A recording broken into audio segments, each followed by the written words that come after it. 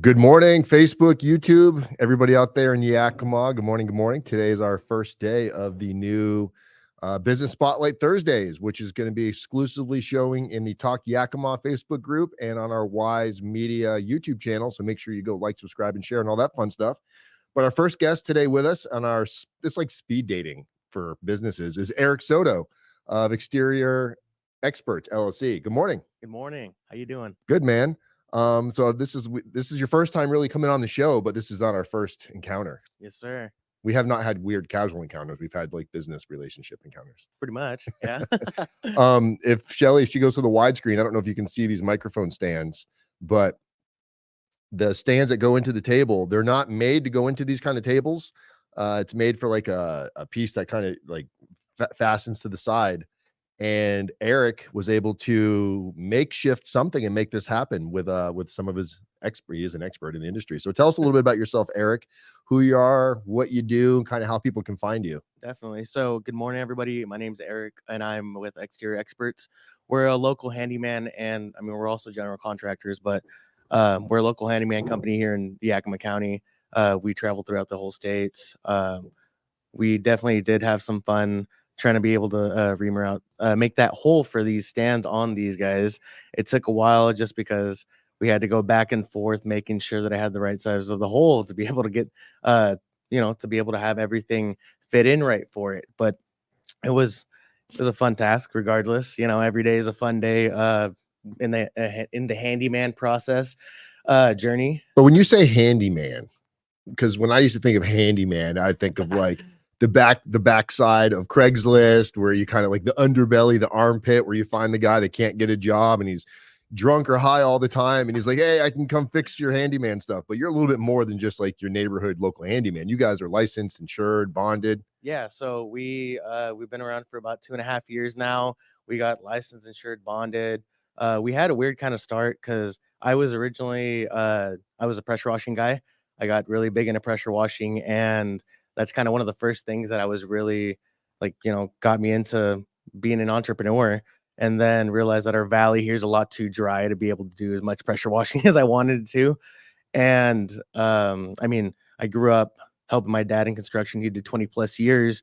So I knew that I could definitely adventure the realm of general contracting. And we just launched into that. And since then, we've just grown so much within these past 2.5 years. We got licensed, bonded. We've met a bunch of different people from throughout the whole county, and we actually get reached out to a lot of from a lot of commercial people. So online, I got hit up by a lot of different property management people, and we did a lot of different things for them. So we painted the graffiti off of the Home Depot here in Yakima on the backside, and then we ended up painting the Target sign out in Wenatchee. So we've done a bunch of different things. We've been able to grow really well, and I mean, you guys can find me on Facebook. Yeah, Instagram. pull up his Facebook, Shelly, while we're talking to him here. An interesting fact, I don't know if you know this or not, but I looked at when you started your business was November 27. Correct. Yeah. That's November 27th. That's my birthday. I don't know if you know that. Oh, no shit. Yeah, kind of weird. We're like kindred brothers. I don't know. Heck I yeah. feel like I'm connected, like you're my Mexican counterpart. There you go. Tell people a little bit. So some of the struggles that you come across, because you're big into social marketing, you're big into networking. Yeah. And starting a business, somebody that, when you want to go start a business, everyone thinks, all right, I got to get my business name. I got to go get my LLC. I got to get my logos. I got to get all these things. But what a lot of people don't spend a lot of time on is like how they get their clientele, where they find their company or their business from for their companies. So what are some lessons you've learned along the way that you would kind of part down to a younger version of you, somebody trying to come up into the industry? Any business. Definitely. I mean, any business, regardless, I feel like your net worth is your network. So, I mean, being able to be uncomfortable to speak in front of people, going out and meeting everybody in your area. That's one of the hugest things that I probably could tell myself to do as soon as I started. I always thought, having a professional page, whether it be a website, media and everything, was big important when I just started, and it's not. You grow into it. Stuff changes all the time. I've probably changed 3 different times on my logos, and growing into that, I think I would just tell myself just to pretty much keep striving no matter what. Get in front of everybody. You never know who you're going to meet one day. Because how many networking groups do you try to go to on a day, like on a weekly basis? You seem pretty. Yeah. A lot of the people that are showing up today. Yeah. And I'm actually meeting another. I forgot his name. I got to look him up. But another guy that reached out to me from you that wants to maybe do some advertising with us. Oh, sweet. You seem to know a lot of people in the area. So how often do you stay active going to these networking groups? I try to, especially now that it's like the downtime for me. I try to at least, I have one networking group that's like pretty much mandatory that I go every Wednesday. But I'm also part of a couple other different clubs like the Rotaract Club and stuff like that. But I try to at least go to 3. I try to be in front of real estate agents. I try to be in front of property management people all the time. But I try to at least do 3 within the week. That's my thing. Whether I reach out to somebody, whether it just be Facebook, I'll just go ahead and message them whether they want to go get coffee or something, or just stuff like that. Because you're moving at quite a fast pace in life, because you're still in your 20s, right? Yeah, 27. I wish I was doing what he's doing at 27. So last thing, Eric, is we know that you're like the above average or way above average handyman. What's your ideal clientele? Like, who's your ideal customer? What do you guys specialize in?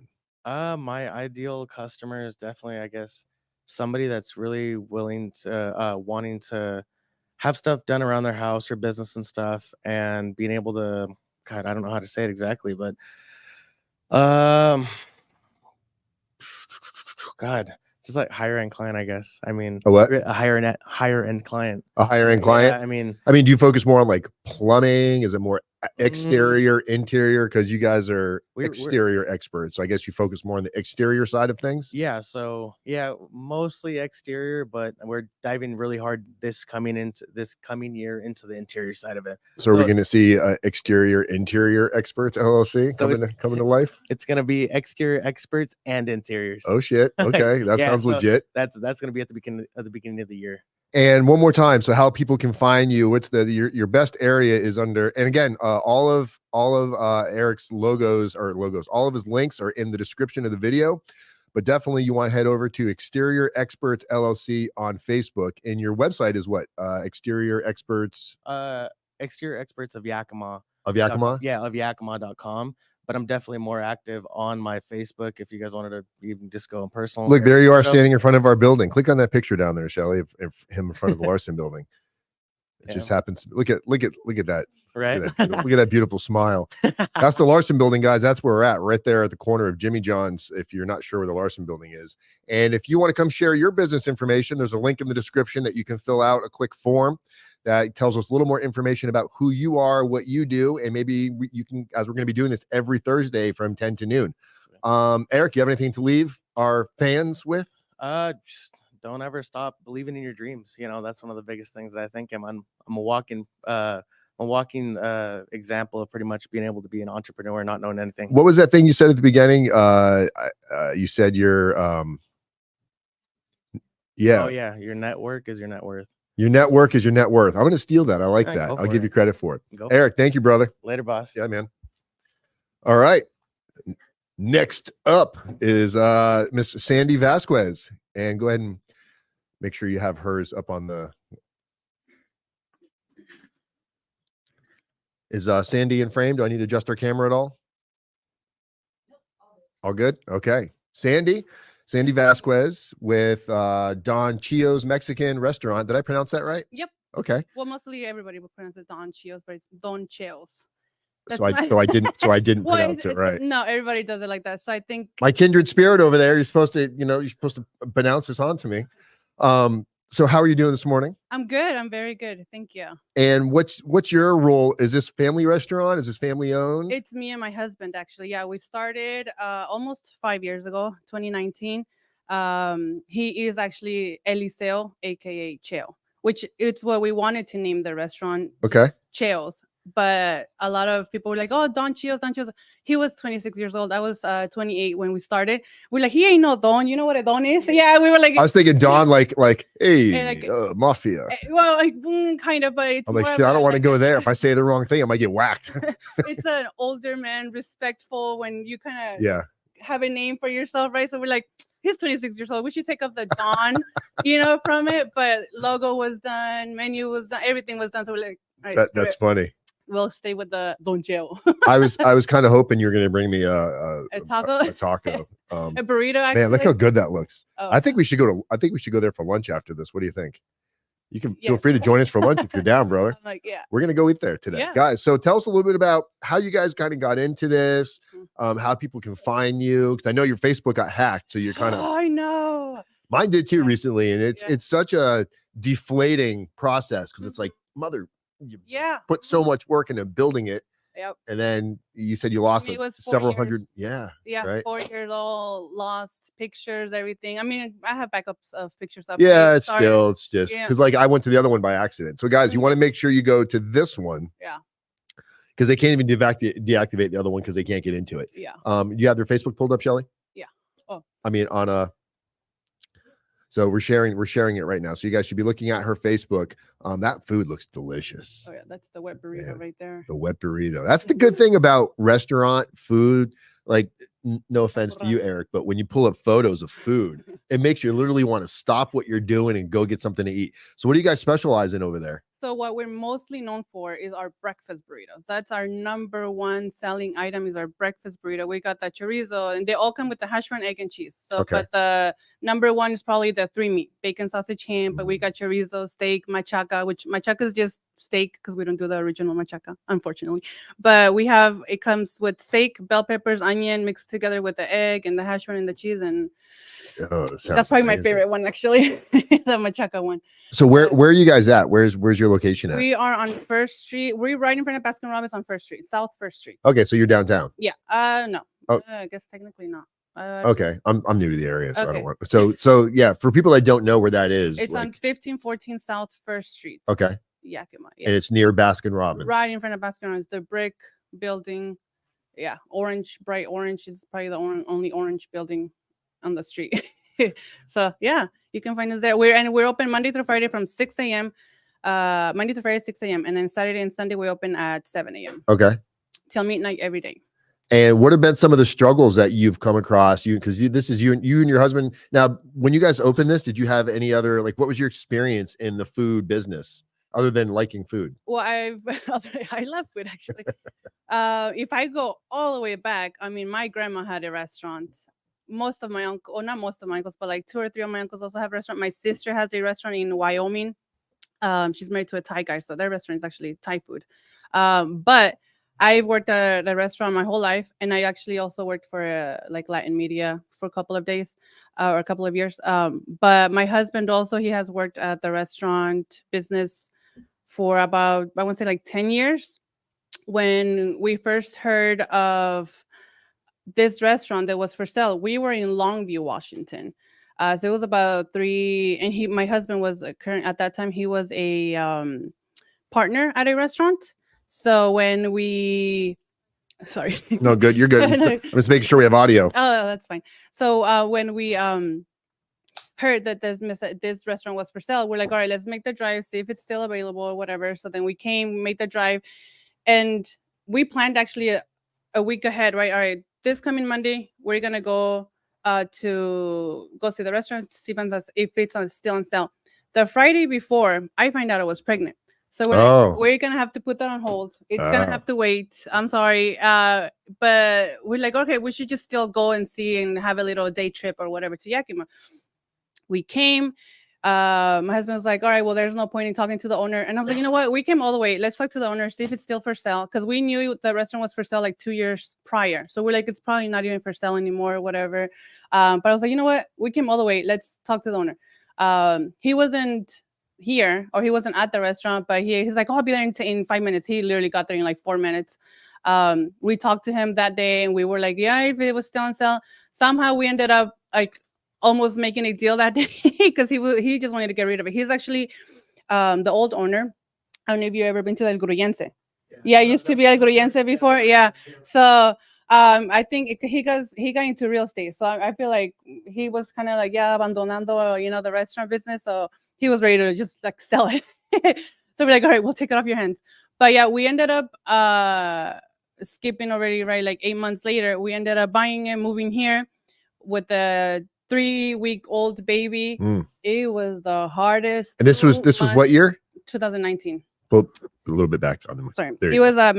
So this was right before COVID hit. right before COVID. Yeah. Wow. So when COVID hit, I mean, we were only open for like 10 months. Oof.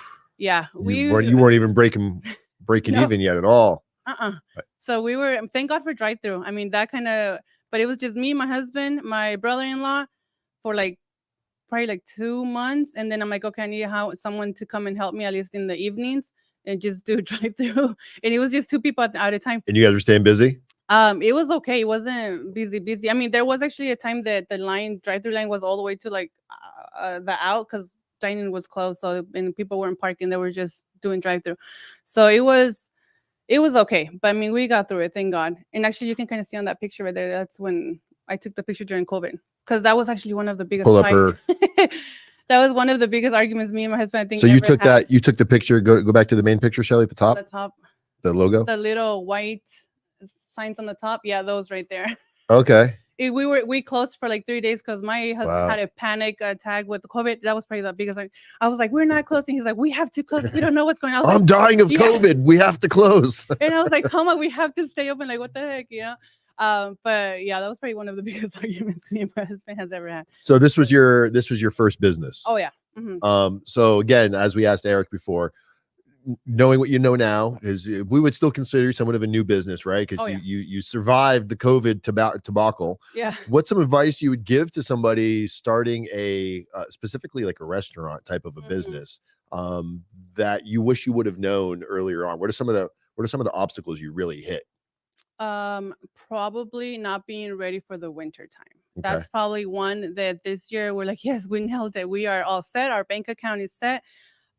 We have family and friends that are in the restaurant business, and during the winter time, they'll just like, we need to borrow money. We need to borrow money because they miss the point of that you guys during the whole year, you need to put money, save your money pretty much for the hard time. Is it because a lot of people don't leave their house in the winter time? Like what makes it so much slower? Because people still eat. Yeah, people actually, for us, thank God for this month has been pretty good, but the month of January, it's always the worst. Really? Always the worst. You guys I think preparing. it's after the holidays, after everything, people are broke. They don't want to go out. And I mean, prices are pretty spendy, which I do want to say compared to, because we have like 2 competitions that I would compare like competitions, right, to our restaurant. We are cheaper than them. So I'm like, I don't have to worry about our prices much. They are more spendy. Are people going to your restaurant because it's cheaper or because the food tastes better? I would say because their food is better. Because I personally don't mind spending more for better food. Yeah. And you know, you would think coming from Florida, like, what do we know about tacos? But we came from South Florida, where there's a large population of like Mexican, Puerto Rican, Dominican in that area. So we had some really good. In Florida, we had the advantage of a lot of good food because here is you've got, the majority is like a Spanish market. Yep. Where in Florida, you've got Spanish, you've got Italian, you've got a little bit of everything. So we have like the best pizza, the best Spanish food. So coming here, we really get to see, like, not everybody takes their ethnicity serious when they put it. Some of this food just tastes, I hate to use the word Americanized, but it's like a gourmet Taco Bell. Yep, pretty much. So and we do actually, because we do get a lot of companies trying to use our products, and I'm always like, no, they're a little too Americanized. So we like to just use what we've been using for where my husband used to work. So they come all the way from Salem, Oregon. To drop our food and everything. So your biggest seller is and again, for people that are just tuning in, this is Sandy Vasquez and pull up her Facebook. Sandy Vasquez. Let's try that again slower. Sandy Vasquez with Don. I'm gonna let you say it. Tell us, because you can say Don Chios. I always say Don Chios. But Don Chios. I like it better when she says it. It's kind of one more time for people watching. Don Chios Mexican Restaurant. And you guys are known for your breakfast burritos. Yep. Mm-hmm. How many eggs? A lot of eggs in these, I imagine, right? Yeah, I think it comes with 2 or 3. How many eggs do you guys go through a week? Boxes. I mean, each box has about, I think, 80. So wow. I think it's like 25 to 30 boxes. 25 to 30 boxes of 80 eggs each. So you guys are going through some eggs. Oh yeah. So you're keeping the chicken market in business for sure. Yeah, for sure. And I do want to mention we do have a food truck on 48th and Titan Drive. Oh, so you do have a food truck? Yeah. Okay, that was Right. the other That Facebook one page that with the had picture. license. Yep. Okay, Yeah, so we do you have do pictures of the food truck on here anywhere and under photos, maybe? no, because that's a new Facebook. Oh, okay, so no pictures of the food truck at No, the but moment. we are on 48th and Titan Drive, and we are actually in the process of opening another one. Okay. Hopefully by the end of February. That one's Nice. gonna be at the church on Terrence Heights Drive, and I forgot what the other street is. Do you guys, are these mobile? Do you guys move them around? I mean, obviously they're mobile because they're trucks, but do you keep it in one location? We just keep it in the one location. Okay. Yeah. Is there a reason for that? Is it just because you want people brand awareness? You don't want people to know where you are, or is it different for like insurances and things like that, moving it? That is actually not insurance, but you do have to get different permits for different things. Yeah, and each permit costs money, I imagine, right? Yeah. Oh yeah, for sure. What's a typical permit cost? I'm trying to think of for the other food truck, it was around 200, and then a 400 one. Yeah, there was like a 200 and a 400, and then I think that's it. Okay. Yeah, it wasn't. It was a food truck that you're like, how much is a food truck? Because the one, and we actually run into a lot of problems with the food truck that we have right now because we got it from Texas. It's not labor and industries approved. Problems with like it's. I mean, everything seemed good, but a lot of the things they used are not approved by labor industries here in Washington. So everything had to get done. We got it cheaper because we got it for $60,000 over there, and we ended up adding another. No, I lied. It was at 30. It ended up being 60 because we ended up spending another 30 on it, changing it up like almost from scratch. So this time around with the new food truck, we went to Oregon, and they are labor and industries already approved by Washington. So I was like, are these things that you didn't even know you had to think about before, probably, right? Oh yeah. And then so when you got the truck, did you have to like do a bunch of stuff to it to bring it up to code? Yep, a lot. I mean, everything from electricity to the piping to, oh, you can't use that griller because that's not approved. It has to be a certain one. To the hood, the whole hood had to be replaced. I mean, it was a whole building your own food truck. Right. Yeah. What's the typical cost of a food truck? With labor and industries approved. Yeah. From 80 to even like 120. Wow. Yeah.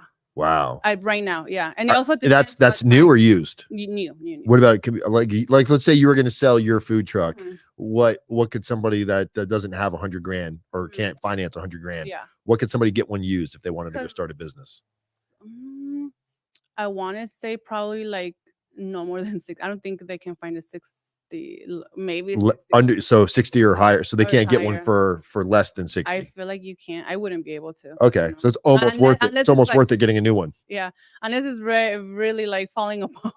Right. I feel like maybe you'll find a cheaper one. So I imagine there's some areas where not everybody's going to succeed in business, and they've got this truck that they just want to, they're hurting for money. Yeah. So yeah, taking advantage of somebody else's misfortune, unfortunately. Yeah. Well, we've got a few minutes here, guys, until our next guest, Anna Mendoza, is not going to be here for half an hour. Say it again. 2,500 eggs. He made the math. 2,500 eggs. Eric's over there calculating. Yeah. Oh. I love eggs. Can you imagine? Yeah. Speaking of eggs, do you guys ever do like other types of eggs, like duck or anything like that? No. That'd be interesting. I have ducks and I eat their eggs every day. Oh, they're so good. Yeah, I've never tried them, but I bet a lot of people. I've had duck before. I'm not a big fan of. I have trouble now eating chicken because these ducks are like my pets. So when I look at a chicken, I see a duck, and they're so sweet. We pet them, we talk to them, we eat their eggs every day. Shelly just started playing with the ducks. She goes out and fills up their hot tub every day. So anything else you want to leave people with before we go follow our Facebook, please. So follow her Facebook, guys. It's over at there's a link in the description of the video. Her Facebook page is in there as well. But so make sure they click on the right one. This is the logo you want to see. It's on your screen right now. And it's Don Chio's Mexican Restaurant #1. So that's how you can find them. Thank you so much for coming in. Thank you for having me. So, Thank you so much. we're going to be over there. We have we'll be done probably about 12:30. Yeah. You're going to be there?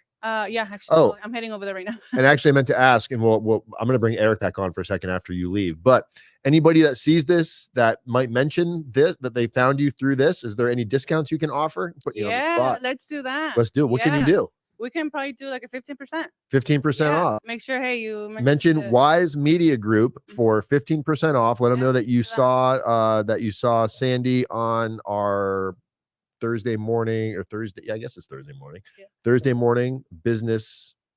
What are we calling this again? Session. I don't know. Business session. We had a name. Yeah, Spotlight Thursday. Spotlight, Business there you go. Spotlights. Yep, there you Spotlight go. Thursdays. It's gonna have a different name every week probably, Yep. but the point is, every Thursday from 10 to noon, we're gonna have awesome people like Sandy in here and awesome people like Eric in here. Yeah. We're gonna be sharing a little bit about what they do. So we'll be over there this afternoon. We'll take Awesome. some photos and do a review. Yeah. Mention this, you get 15% off. Thank you so much. Hey, thank you. Awesome. Thank you. All right, Eric, pop back on for a second. Eric's our go ahead and pull Eric's Facebook page back up. Thank you. Thank you so much. Enjoy the coffee. Merry Christmas. Happy New Year's. Right. Eric, I forgot to ask you. So, guys, again, for those that are just tuning in, Eric Soto with Exterior Experts. Follow him on Facebook. There's a link in the description. Eric's your one-stop shop, much more than a handyman. I hate One-stop luxury shop. One-stop luxury shop. There you go. Guys. So, Eric, anybody that mentions, that calls you up and says, "Hey, I saw you on Wise Media," what can you do for them? Definitely. So, I mean, if you go ahead and share one of our posts, invite your friends to like our Facebook page. So if you click on the three dots on the right-hand side and send the invites, we'll go ahead and do $100 off of any service. Now, when somebody needs, let's say, "Hey, man, I got these issues. I'm not sure what's going on." Do you charge a fee to go out? And is there like a fee just to go out there and check things out? Negative. So I grew up on pretty much free quotes. My dad did it. I'm doing it. We do free quotes and free consultations. I like to be able to help people, whether I can help them or not, because not everybody's my client. And if I can even give them a good referral to somebody maybe who is, that'd be even better for me, because then I look better on their end. Awesome. Yeah. So you do free quotes, free estimates. So if somebody's Yep. not sure what they need done. Now, what's your radius? How far can you go? Or how far are you willing to go? Radius, comfortably wise, I mean, without, with doing free quotes type of thing, 35 miles out. But we do work around the whole state. So we've gone out to Clarkston. And how far is that? Clarkston's 3.5 hours away. You're not going to do it, but that's going to cost something to come out there. Right? Yeah. So that was a full remodel that we had for a contractor, where we did the flooring, we painted the walls, and we changed out the ceiling tiles, did a bunch of safety lines for them on the warehouse and stuff. But I mean, like I said, you follow the money trail. Yeah, follow the money trail. You have to. Staying busy. And how many people do you work? It's you. Do you have anybody else working under you with you? So I got my right-hand man, and then I kind of got another guy on call type of thing, depending on different projects. We got a couple bigger projects we're taking on this year. We did 3 full interior remodels this year, and we're probably going to do twice as many this year. So we might be expanding to get a couple more guys. Nice. Yeah. Very cool. So we want to be able to help everybody, as long as you're willing to want to get helped. Yeah. Yeah. And that's probably the problem, is competition out there. You got a lot of people out there offering. I originally met you through Tony White. Yeah. And we needed some stuff done, but I wasn't sure if I really wanted it done. And you came out and gave me a quote. And some other guy, like, it was a fraction of the price of what he charged to come out and look at it. But then when I told him I didn't want to do it, he's like, "Oh, I need gas money," like basically begging me to like cash app and money. Yeah. And that's what you kind of deal with when you get what you pay for. All the time. I mean, everybody always asks me, they live out in, 25 minutes out of town or something. They're like, "Do you charge for a quote?" I'm like, I don't, because at the end of the day, no matter what, that person can always give me a good review. They can do something on my end just to help me out, same way I help them out, to not charge them any money.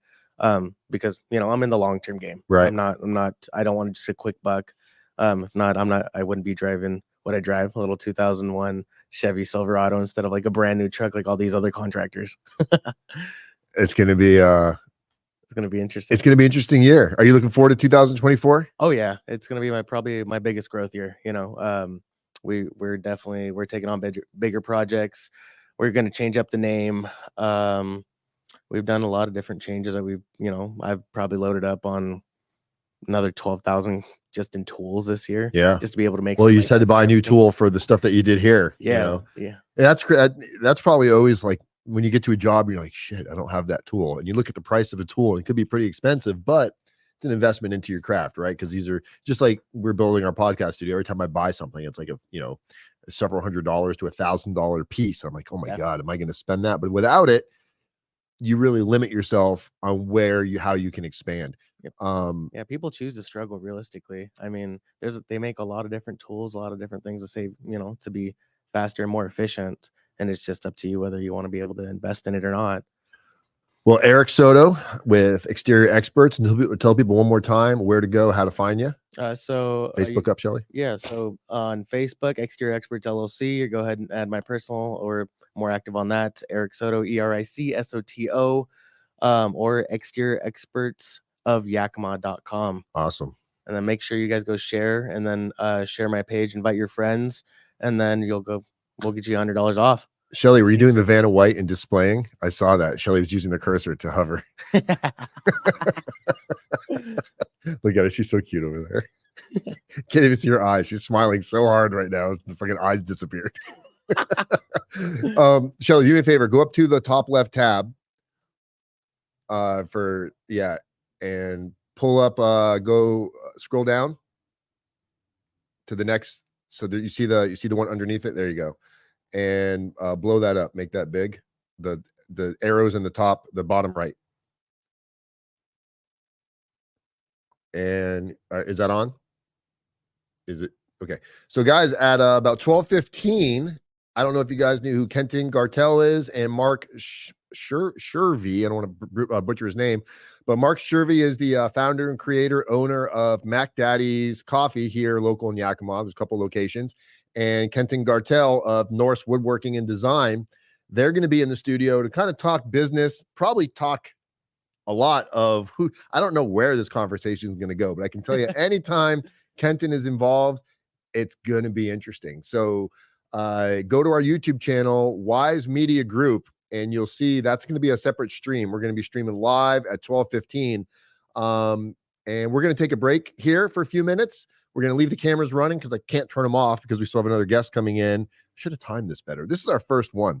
But Eric, thank you so much, dude, for popping in here, man. Definitely. And Eric, thank you for supporting Wise Media Group. Eric, guys, he's also donated his time. He's donated some of his money to our cause for the homeless, that we're doing a homeless outreach with the streets of Yakima, homeless and addicted. And you've also, real quick, since we have you here, we've got some time to kill. You can keep it on his Facebook, Shelly, in case we need to go back to it. You're also involved in another project you're working on right now that you're kind of looking for some hands on deck to help with, right? Yeah, definitely. Let's talk about that. So I'm also part of the committee for the vote yes for the Yakima School District. And we're also probably here coming up, we're going to start waving signs and stuff on streets just to promote the awareness of how important this levy is for the Yakima School District. Yeah, talk about what that is a little bit. So because a lot of people, they're honestly, they vote with wherever their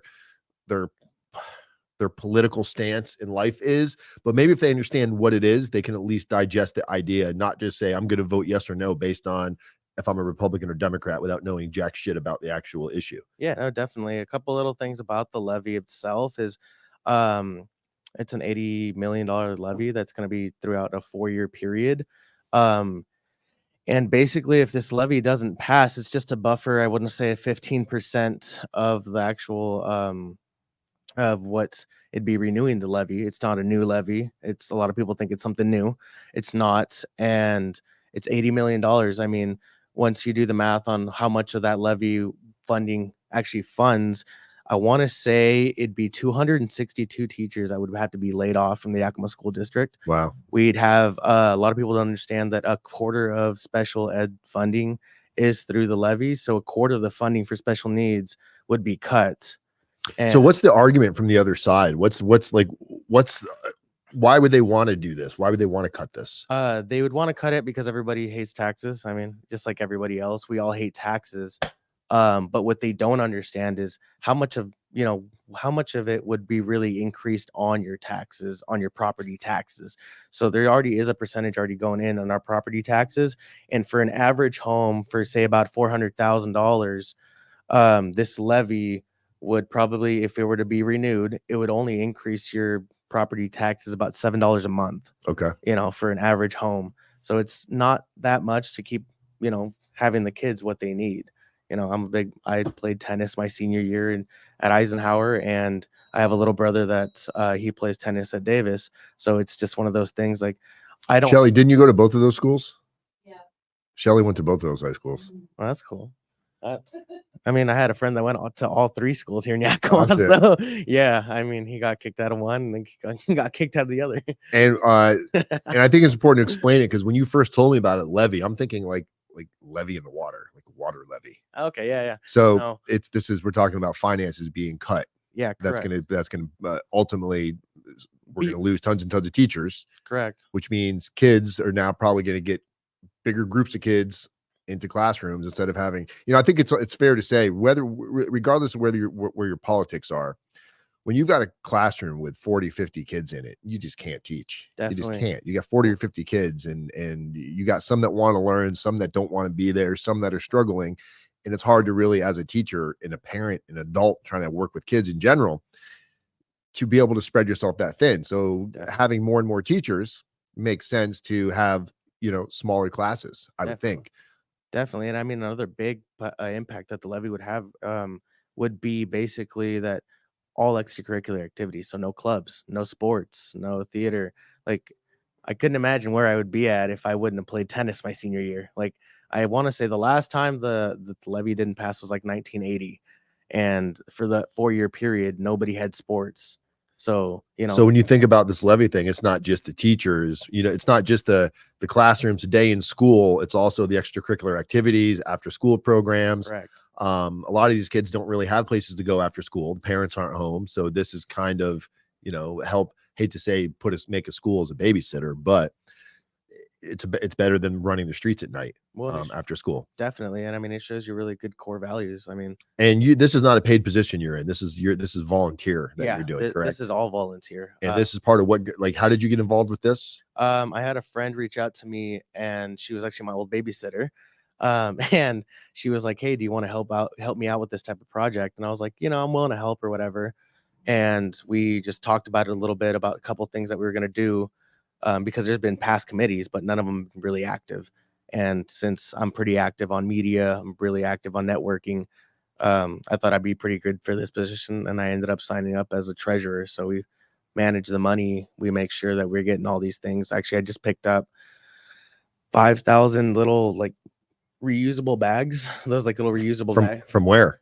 From a guy that we ordered them from, Chevy Cortez. And I want to say it's Cortez Designs.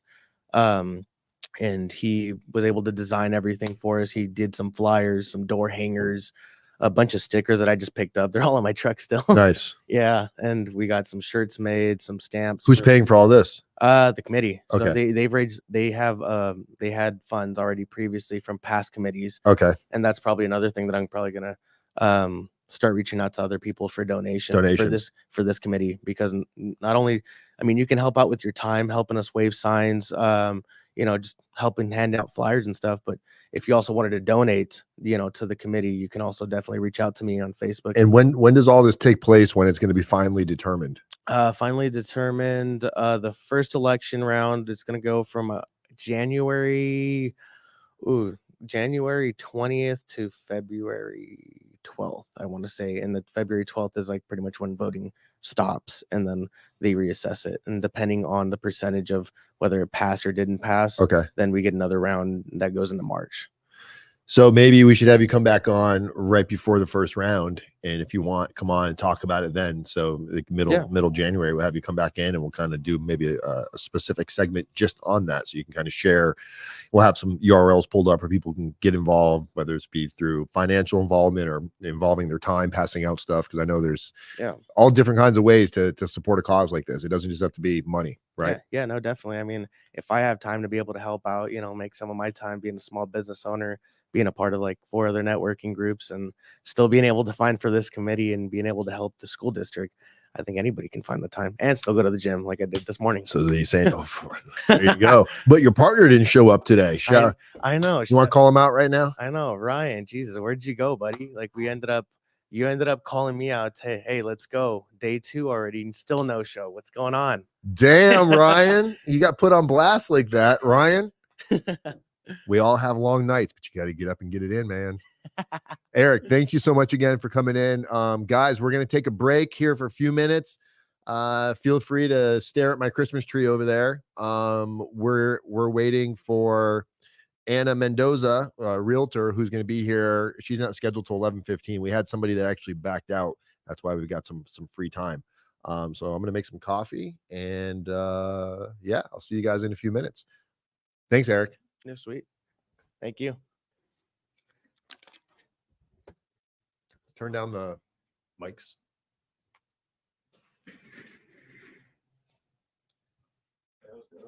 Yeah. We have some decent viewers in there. Yeah, if you want to go, I don't know, Shelly, do you know we go there for lunch today? I don't know. Okay. Well, I'm going to go there for lunch if you're down. I'll let you know after Ken. Yeah, shoot me a text. I gotta go over there. Okay. All right, homie. Thanks, Take care, brother. man. Bye. Have a good day. You too.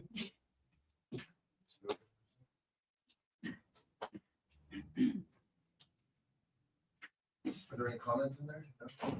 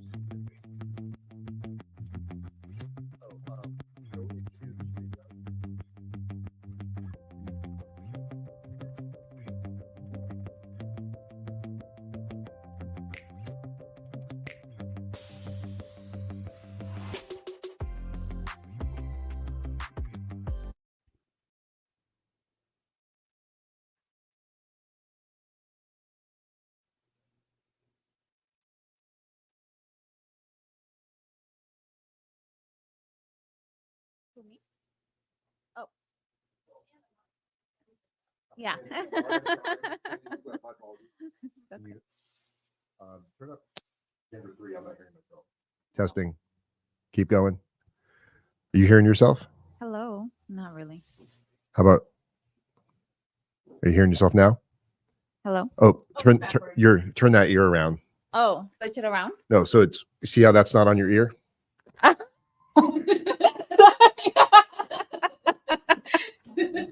That is funny. Ugh. I thought it felt weird. I'm like, this is weird. What kind I of guess cheap microphones does this guy have? that is funny. You hear Yeah, I yourself can hear now? myself now. Okay, cool. You want to be up on the microphone about like that. Okay. Okay. We should be good, Shelly. All right. So we have Anna Mendoza, right? Mendoza, I yeah. can't read my own handwriting. Anna Mendoza with Berkshire Hathaway Home Services. Mhm. You're a realtor? I am. Okay. So tell us a little bit about yourself, Anna. Like, what do you do? How'd you get into this? How can people find you? What's your perfect client? Things like that. Yeah. Well, like you said, I'm Anna Mendoza with Berkshire Hathaway Home Services, and I'm more than just a real estate agent. I am a partner in your journey to finding the perfect home. My mission is understanding your unique needs, walking you through every step, and ensuring your comfort and happiness during the process. When did you become a realtor? So I actually just got my license. I'm in my first year. Okay. I've been with the company for 2 years. I started as a receptionist.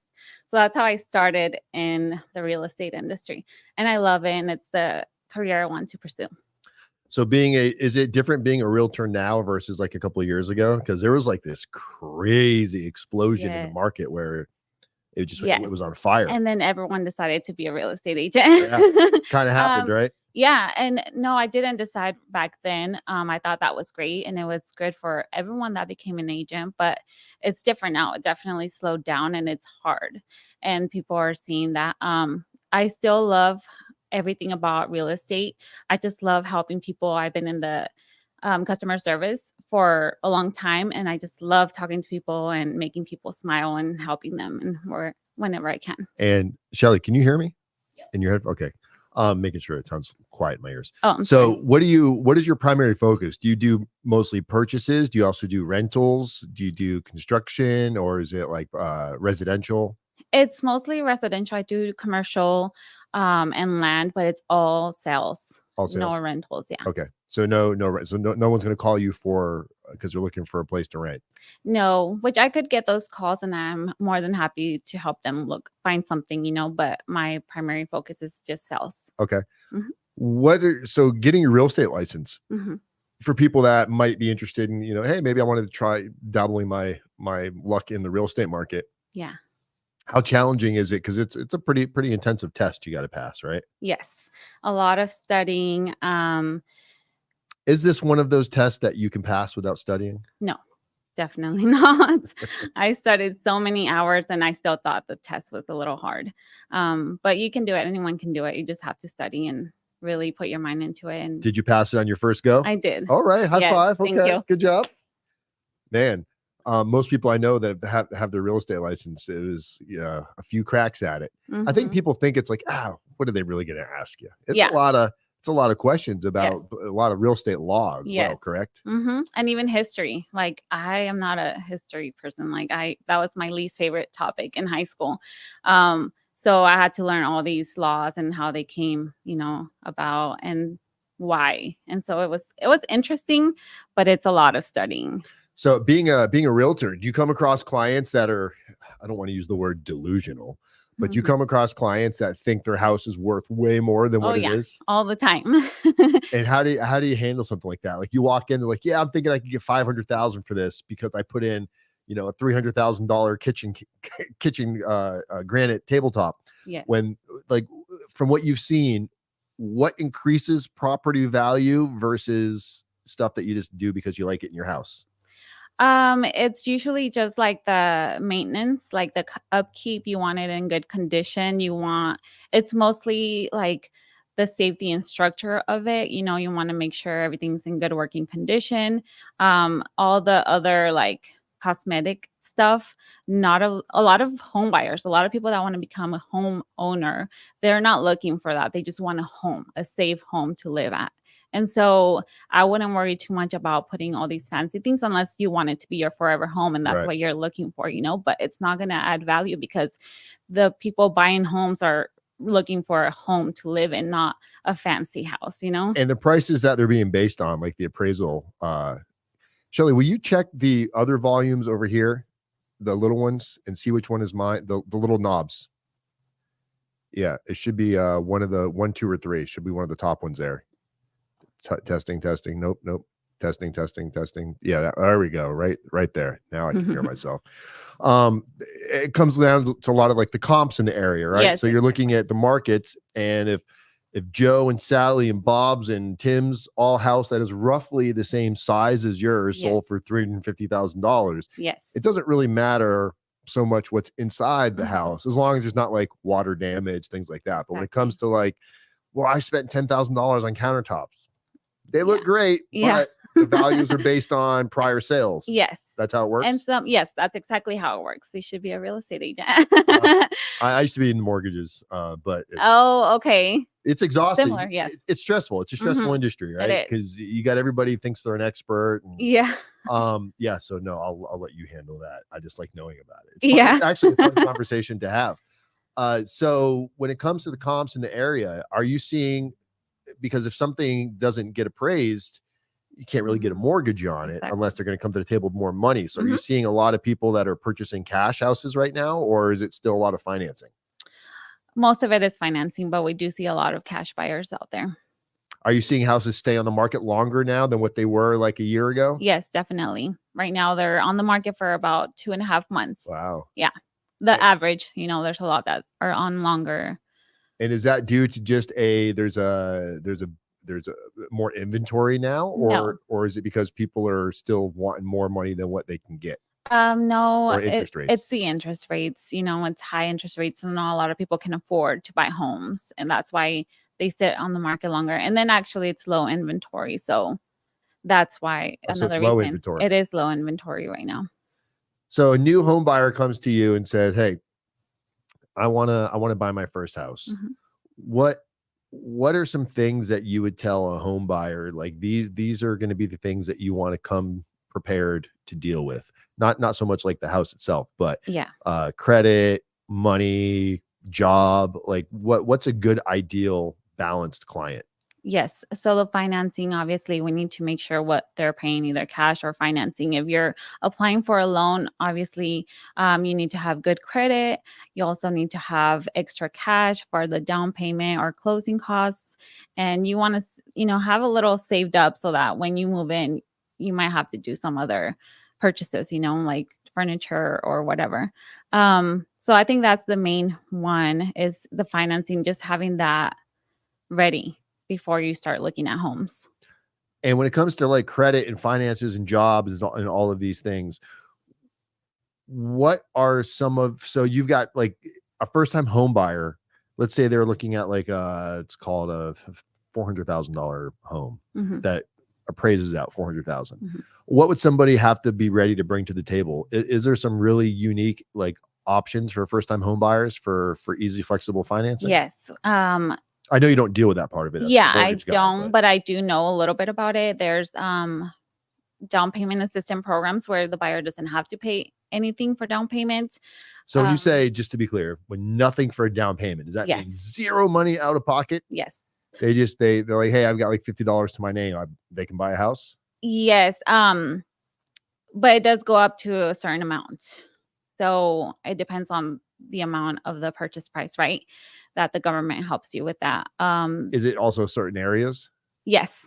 So is this going to be like more for like a lower income bracket of a housing area? Yes. Like, okay, so if you're trying to move into like, the Beverly Hills, yeah, it's not going to work. It's not going to work for it. Okay. Yeah. But then there's still closing costs, and there's also programs that help you with that. Or, that's when we negotiate with the sellers to have the sellers pay for that. So there's instances where buyers don't pay anything out of pocket when they move into their first home. So gentrification that we see in areas where you have like Yakima, people have lived here all their life, and now you've got like transplants from like yours truly, Dan from South Florida. We move here and we're used to paying so much more in Florida that we're willing to come here and probably pay more than what you guys were paying originally, but it's still way less than what we were paying, which kind of disturbs the locals that have been living here that are kind of used to a certain way. How many have you seen a lot of people get displaced out of their houses because they just can't afford like the taxes anymore? Or if they're going to move, where are they going to move? They bought this house 20 years ago for 80 grand. Now for them to buy anything comparable, they're looking at $300,000 or $400,000. Are you seeing any kind of like challenges for people that are just like, what do they do? No, not really. Not at this moment. The ones that I do see facing challenges are the ones I just bought a house 2 years ago when all the prices were high and something happened in their life. Someone passed away, they're getting a divorce or something where it's like now they have to sell. Well, they bought it at a super high price and now they can't sell it. So now they've got a negative amortized house where they owe more than what it's worth. Yes. So they can't even. So do you guys help with short sales? Yes, we have done that. It's not common, but it's about to be. We'll see. Yeah, we went through this market in early 2000s where we saw like this wasn't as drastic. I think they were a little bit more prepared for this. They didn't, because back then, how old are you? 33. 33. Okay. So back in when this first happened, we saw a lot of these houses. People were like, prices were like going up like overnight. And then they were completely upside down and people couldn't afford the properties anymore. They were doing a lot of these like interest only loans, these negative amortization loans where the monthly payment you were making doesn't even cover the principal and interest. Interest was tacking up every month. So a lot of the real estate companies had to switch gears. They had to, because you guys got to stay in business, you got to feed your families as well. And there is a huge market for short sales because you're negotiating with banks, helping people, because the bank is going to take a loss at some point. You weren't doing this through COVID, right? Or you were working there? I was at the front desk. Okay. But so you got to see some of the frontline stuff during COVID. Was it crazy seeing the market just go straight up? And because the market shot up and the interest rates dropped down during COVID. Why do you think that happened? Was it to stimulate the economy? I think so, but I think they just did it for way too long where it got out of control. We had a friend he was buying a construction loan out in Sela. And what was the rate he had originally, Shelly? It was like low, 2.5%, 3%. And they were kind of banking that what their mortgage was going to be. They were once the construction loan became a conventional loan, bridged over, they were thinking that their loan was going to be, $2 or $3 grand. And the rates flew up. And I think their mortgage payment now is like 10 grand a month. Wow.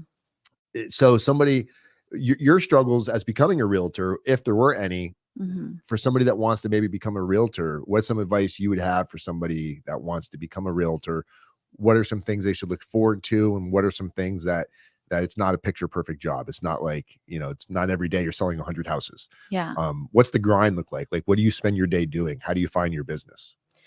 Well, you have to go out there, talk to as many people as you can, create relationships. That's how you build your business. Be honest, be helpful, be knowledgeable, learn, like keep learning every day. Like it just does not stop. But don't give up. The main thing is just to not give up, because it's going to be hard. You're going to go through months of not selling anything, and it's just not giving up, because it will pay off in the end. Yes. And let's pull up her website over here, Shelly. So this is how so tell us where people can find you, and also tell us kind of like who would your ideal customer be? I do love working with buyers. So if you're looking to buy a home, I will go the extra mile to find the perfect home for you. But I work with everyone. If you're selling your home, definitely. I also have a business partner. His name is Kirk Wenzel, and he's been in the business for longer than I am, and we work so well together. So there's also flexibility. You can find me. You can contact me on my cell phone, 509-728-5732. I'm also on Facebook and Instagram, Ana Mendoza Chavez, and then my website, anamendoza.bhhscentral.com. And we have all of Anna's information also in the description of this video, where you can contact her, how you can find her. Definitely go follow her on Facebook and her website. Do you have any properties right now that are available? We do have one. It's 116 South. Is it on the site? We can look it up. So this is my business partner's listing. And I think it's gonna come off the market just because it's been slow and it's not, getting much attention. But if anyone knows, this is a great property. If you could type in 116, I believe it's South 11th Avenue or North 11th Avenue. Let's see if that comes up. Well, anyways, this is like is that it? Yes. So this is like a great investment property. It's a house, but also it has offices. So if anyone's looking to, open a business. So this is zoned for commercial or residential? Yes. Okay. Mm-hmm. Wow. So 500 grand gets you a 4-bedroom, 1-bathroom in that's kind of a huge plus, having it zoned commercial. Yes. Because a lot of people, they want to go start a business, like, it's cheaper to buy a house than it is to go invest in a business. Exactly. But then they get there and find out, oh shit, it's not zoned for any kind of commercial. I can't get a business license. Yes. So are these questions that you go over when you talk to people, when you ask them like, hey, what are your goals in purchasing this house? Is this your forever home? Are you looking to flip something? Definitely. Right. Yes. And a lot of people don't know that. That's one of the things that I tell my clients now, because I bought a house. This is my first house, the one I live in. Congratulations. Thank you. And if I would have known before, all the information I know now, I would have done it differently. Because at first, everyone's just like, I want to be a homeowner. I want to have my own house. Like, that's the dream, right? But there's just so many ways to do it. That's not my dream house. I still want to, right, buy a better house. But if I would have known, I would have gone in like maybe a duplex where you can rent the other side. And then you only have to live in it for 2 years before you can sell it again. And you already have that income, and get closer to your dream house. But a lot of people don't know that. So I want to teach, What if they made it a requirement? If you're going to be a realtor, you have to own a house. That would probably cut out a lot of realtors, huh? Yeah. But it would be interesting because the process. You've gone through the home buying process. Yeah. So even though you're not the one doing the mortgage, you still kind of know like there's a million conditions the lender might want. Mhm. You get all the paperwork, you think you're ready to go, and like, oh, we also got to get this and we also got Yeah. to get that. Well, yeah, but again, you learn all of that when Right. you study to become a realtor. So, But you've been through the trenches yourself Mhm. as a home buyer. yeah, it's definitely like So it's on another level. yeah, So, yeah, different going to school versus like living it. Yes. Yeah. So I think that would, if I was looking to buy a house, not that I wouldn't deal with somebody that doesn't own a house or has owned, but the fact that you've been through it, Mhm. I'd feel like, okay, she's probably hit some pitfalls that they don't have in the textbook. Yeah. Right. Because it's what, I mean, most people buying a house, it's not just easy peasy. It's like Mhm. you come through stuff that you got It's to scary. overcome. It's the biggest purchase of your life sometimes, so it can be intimidated. And actually, the house we bought, we didn't use a realtor, and we wanted to, but the sellers didn't want to work with an agent. Mm. And so we had to go on and ourselves, and it was the scariest thing ever. And we still didn't get the best deal. Right. We could have gotten a better deal. We also did an inspection and asked for some repairs, which didn't get done. Right. But that's because we didn't have that person looking out You didn't for have us. that advocate in your Yes, corner. yes. Or Yeah. the protection, we didn't know what all the forms were. We're just signing papers. We're like, should we hire Right. attorney, because we're like, we don't know what we're signing, but we had to do it. And we just like, If you were to do it all over again, would you buy a house without a realtor? no. Right. Because there's so many things that you're going in blind. Yes. Unless you bought a ton of houses and you have like this Mhm. amazing, ridiculous checklist of what to do. Mhm. But hiring a realtor brings you peace of mind, Peace of mind. of making sure things aren't left like, so you don't get ripped off. Yes. Hate to say that. Yeah. There's some shitty people out there. Yes, You gotta there be is. careful. Mhm. Wolves, guys, they're out there. Yeah, and we got lucky. The sellers were, these older couple, and they were super sweet. But again, like they still didn't do everything they were supposed to do. Right. And it probably wasn't even intentional. It was probably just because they didn't have a realtor. Yes. They didn't want to pay that 3% commission. Yeah. It's worth its money in gold, or weight in gold, in my Mhm. opinion. It's having somebody that knows those things. So run us by one more time how people can find you and what you want people to know about you before we wrap up.